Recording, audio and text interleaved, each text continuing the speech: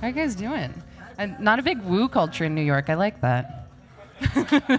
That raffle, and I was like, good, you won, whatever. My name's RAELINA KRIKSTON. There's a T in my name, but it's fine. I started haiku design almost 6 years ago in Colorado when we legalized for the recreational market. And the first conversations I had with people out there was, I don't need a brand, shit sells itself. So I came out to California and started working with people because, the previous speaker mentioned, 1996 was when California legalized and started, and so they had a much more mature market that understood branding. So tonight, I'm going to be talking about my methodology, as well as what I think are the core foundations for building a good brand, as well as examples of that out in the marketplace, and then how to continue that brand into the future. So bear with me, because I got a clicker. This one? The big button. Oh, okay. There we go. Cannabis, branding for the cannabis industry. So that's the slide that should have been up when I gave the intro. Moving on. See, methodology, success factors for building your brand, key points for growing your brand. Okay, we're getting it. So this is Dan Mall. Dan and I share a background in UX and UI design. He gave a type talk in 2012 that I used to build the methodology for my design company, and so I decided that it was time to give back and go into how I applied that to the cannabis industry for anyone who is building their own brand, and then also people who are wanting to get into designing for cannabis. So just for a show of hands, how many people here are thinking about using this information to apply to their company? Okay, look around the room. You see those other people with their hands raised? Okay, talk to them later. Cool.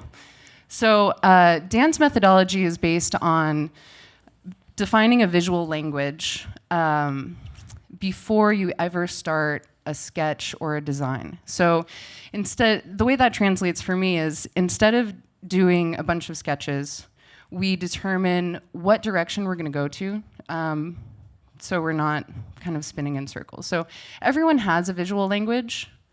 These are examples of different kinds of visual languages. Now, while all these images have something in common, they're all distinct and unique in their own rights. And so this, relates to everyone in a way. So this is a little exercise. I'm going to ask you, which one is the kiku and which is the booba? What do we think? Booba on the left? Booba on the left. Yeah. How do we know that? There's no rhyme or reason to why we think that's a booba and that's a kiku. That doesn't mean anything. Yet, you can see that as an example of visual language and how we use it to make associations. So this translates into the consumer market as well. You can see these three items are all the same, yet they're very different. And that's because of visual language. So in the marketplace, this also has a correspondence to how much people are going to pay for a product. How much do you expect to pay for a product based on that visual language? That Aesop and the dove, their ingredients probably don't differ all too much. Yet Aesop is on the high-end consumer side, and dove is what we would say is bottom of the pyramid.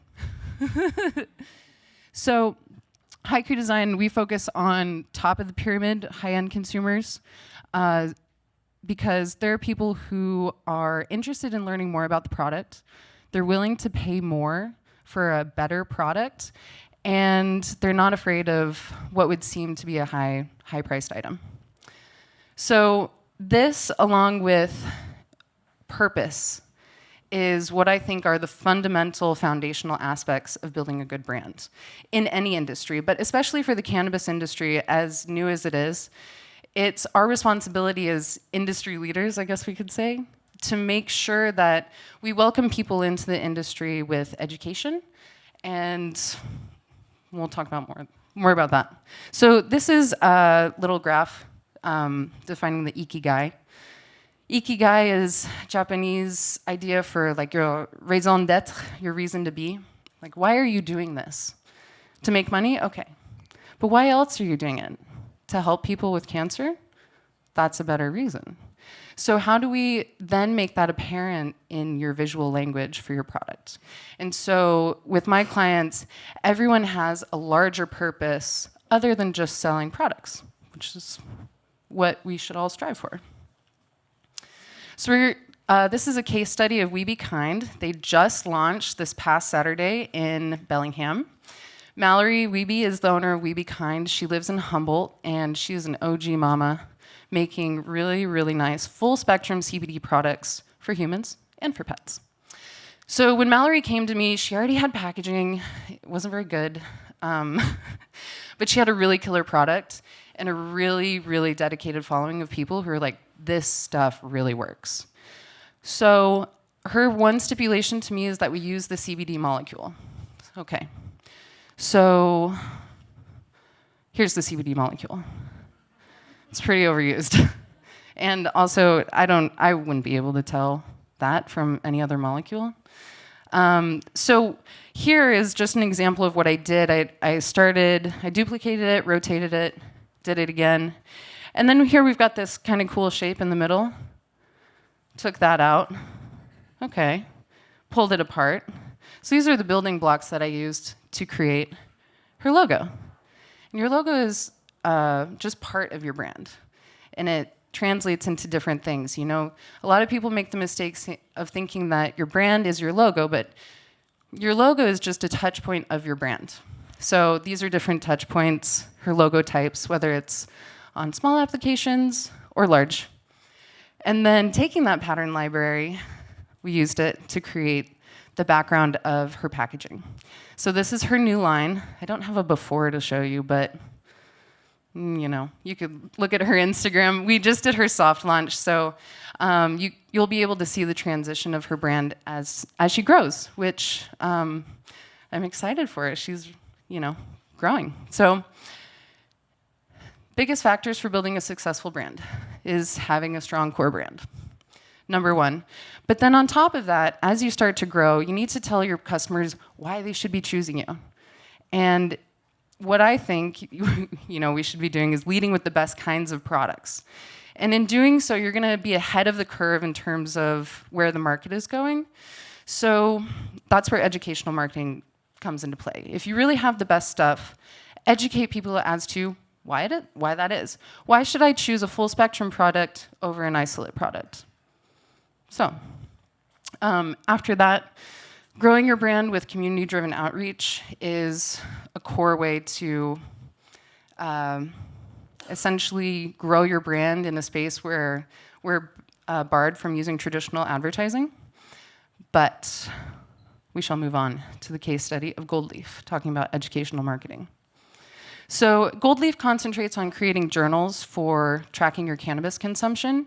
We started working with them to create a series of infographics to explain different concepts in the cannabis space. So this is delivery methods for cannabis. We also create content for bud tenders that it's more of a level 2 education, and it directs them on how to have meaningful conversations with patients. Because there's so much misinformation on the website, a lot of people are coming in through personal recommendations. And you know, with the lack of education, it's like, well, my friend told me this, so maybe that's what I'll use. Whereas that might not be the best product for someone, say, with chronic pain. Here's a decarboxylation poster that we did in collaboration with Potley. So collaborations, very important. Your community, very important. As well as cannabis quality reference cards that we did with Farmhouse Artisan Delivery in Sonoma. So this is just a little look at one of the cards and going into different cultivation methods, and their energy intensiveness. Here's a look at sun-grown versus indoor. This, you can see, cannabis is a really powerful plant, and it stands to do a lot in terms of taking carbon out of the atmosphere, you can see on the right. But if you grow it inside, that power just goes into the opposite direction. And so an indoor grow can generate as much carbon emissions as driving an average car for a year. So In knowing that, would you choose indoor over outdoor? You don't have to answer it, but well, obviously you choose outdoor. But yet in markets like Los Angeles, the prevailing knowledge is that indoors the best, indoors crystally, indoors superior, when in actuality the effect of outdoor is completely different, even though the visual appearance might lead you to think otherwise. So we're going to look at another case study, which is KRIKSTON. KRIKSTON is one of our first projects after we moved the studio to Humboldt County. Gretchen and her husband Jason started KRIKSTON from, well, KRIKSTON was like Gretchen's project. Jason ran the farm, so it's very much family values. They're OG Humboldt cultivators with a really, really high level of quality for their product. So KRIKSTON has a line of topicals such as face oil and intimacy oil, as well as a salve. And we did a partnership with a designer called Lee Corin, who is in Israel. She does vegan, minimal handbags. And so we partnered with her to create a child-proof and smell-proof bag to house all of the samples for KRIKSTON, including, we've got a little pocket for pre-rolls. You can put your face oil in there. We measured it for the salve, all that. So in doing so, we're able to kind of piggyback market on Lee's following because we know that the people that follow Lee are going to be interested in the look of KRIKSTON. Yet we can't advertise to them because Google, you know. Here's a look at a table that we did. So this kind of goes back to educational marketing for different brands, in that we created an experiential design for people to better understand what the product did and how it worked. So this is like a DIY create your own face oil with different essential oils. And we went into the nuances of terpenes and following your intuition and the nose knows in a sense of what kinds of terpenes, what kind of flower, what kind of cannabis you're attracted to, is because your body is saying, that's good for me. So, final thoughts. If you lead with the best practices, you can stay ahead of the market, like I mentioned. That means working with legacy farmers. People have been doing this for a long time, and they have a lot of knowledge. It's also using sustainable packaging, like non-plastic packaging. We have to push the market in a way that doesn't rely on fossil fuels and petroleum-based products. And then also supporting sustainable cultivation methods, because if it's not good for the planet, it's not good for anything. And cannabis has the power to really reverse a lot of the mess that we've put ourselves in, and it makes us feel good at the same time. So the reality is that we can only change when you lead by example.